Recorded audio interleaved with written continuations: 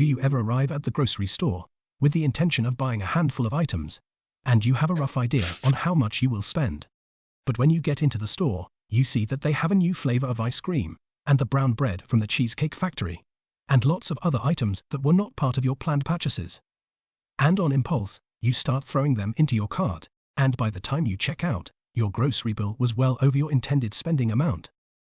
If you are overspending at the grocery store, then I have some tips for you. And no, my tip is not to use coupons, although they are extremely helpful in reducing food expenses.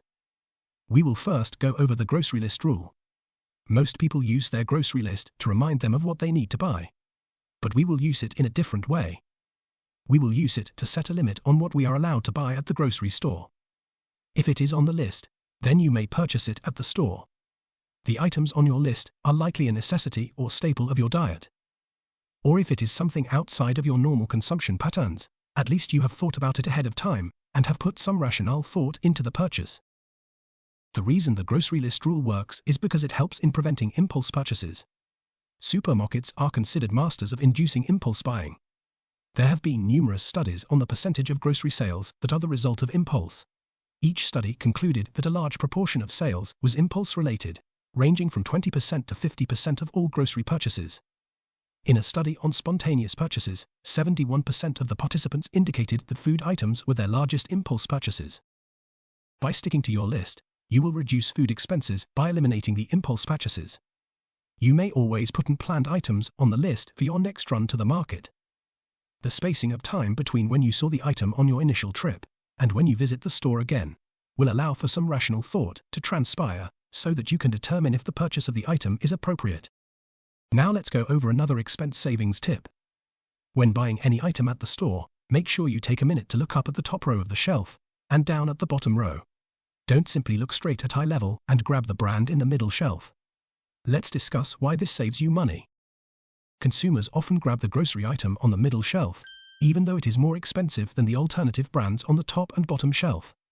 After all, the items usually have fancier packaging, and it is more expensive, so it has to taste better and be of higher quality. Well, this is not necessarily true. The more expensive items on the middle shelf are not located there because they necessarily taste better. They are located there because of slotting fees. A little-known secret of the grocery industry is that most stores charge food producers for shelf space, with the highest slotting fees charged for the middle shelves. With the food producers spending more on slotting fees and fancier packaging, they generally pass the cost to consumers by charging higher prices for their goods. Thus, you should take a look at all the available items and give the less expensive items a proper review.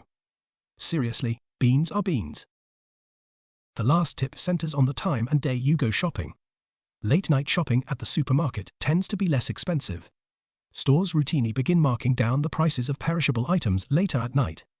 These are the items that have a limited shelf life and won't last more than a few more days. The items include meat, bread, desserts, vegetables, basically anything in the deli section. Also, try to go on Wednesdays as weekly sales usually start on this day. The best deals have a finite supply that do not last long, so it is best that you go as soon as the sales start. And this concludes our lesson of the day. Remember, to save money on groceries, you should make a list and stick to it, consider lesser brand items on the top and bottom shelves, and shop later at night. Class dismissed. Thank you for watching this episode of Professor Zach Explains. Please click the subscribe button and check out my other lessons. Your support is greatly appreciated. See you soon.